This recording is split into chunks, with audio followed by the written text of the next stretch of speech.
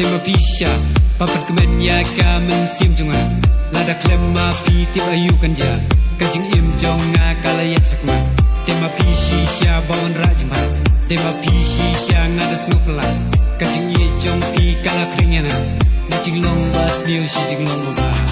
kuble shi bun e kuble chi ha chanu kuble chi bun e kuble shi ha chanu kuble shi bun e kuble shi ha janu